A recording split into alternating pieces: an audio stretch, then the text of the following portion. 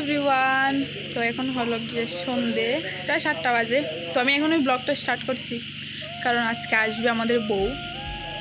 তো পুরো ব্লগটা দেখতে থাকো তোমরা। জানি না আমি কতটুকু ভিডিও করতে পারবো, বাট দেখতে থাকো গাইজ সবাই।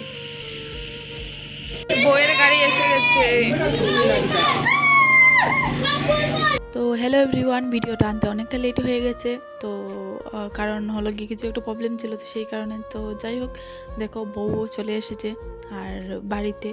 তো এখানে হবে গিয়ে বউ বরণ করা হয় না দুটা, তো এখানে সবাই মানে করছিল।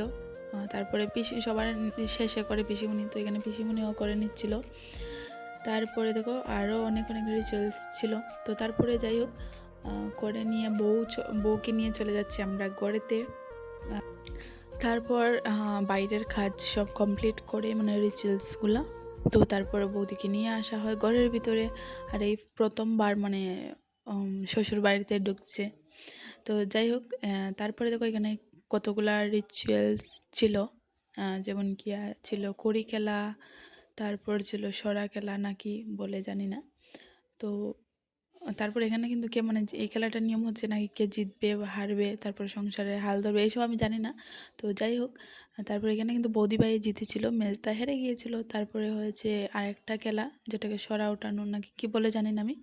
তো যাই হোক, তারপর এটাও খেলতে হয় নাকি 7বারের। এগুলা রিচুয়ালস কমপ্লিট হয়ে যাওয়ার পর তারপর পিসিমণির কি রিচুয়ালস ছিল মানে দাদা বৌদিকে নিয়ে। তো তারপরে ওই যে কুলেরটা না, ওটা দিতে, তো এটা দিতে হয় মানে বউয়ের ননদের কাছে। আর এটা নিয়ে তো হাসাহাসি, ও জলদি জলদি নিয়ে চলে গেছে। তো যাই হোক, তারপরে দেখো বউ এখানে গিয়ে সবাইকে প্রণাম করে নেয়, বড়োদেরকে আশীর্বাদ নিয়ে নেয়। তারপরে বউকে আমরা পোলানের ঘরে দিয়ে এসে আমরা এবার রাত্রের খাবার খেয়ে নিচ্ছিলাম। তো এখানে ছিল ডাল, আলু ভাজা, আর তারপর আরও কী ছিল। তো যাই হোক, আর তারপর আমরা খাওয়া দাওয়া করছিলাম আর ভীষণ গল্প করছিলাম। আর 2 দিন পরে হয় বোধহয় বৌভাত মানে রিসেপশন। তো যাই হোক, তারপরে দেখো খেয়ে নেওয়ার পরে আমরা খাওয়া দাওয়া করে নিয়েছি। তারপরে দেখো আমরা 2 বোন মিলে আমরা সবাইকে এখানে খাওয়ার দিচ্ছিলাম, কারণ এখন তাদের পালা, মানে তারা খাবে। আমরা তো আগেই খেয়ে নিয়েছিলাম। তারপর সবাইকে আমি আরও মিলে সবাইকে খাইয়ে দিয়ে দিলাম।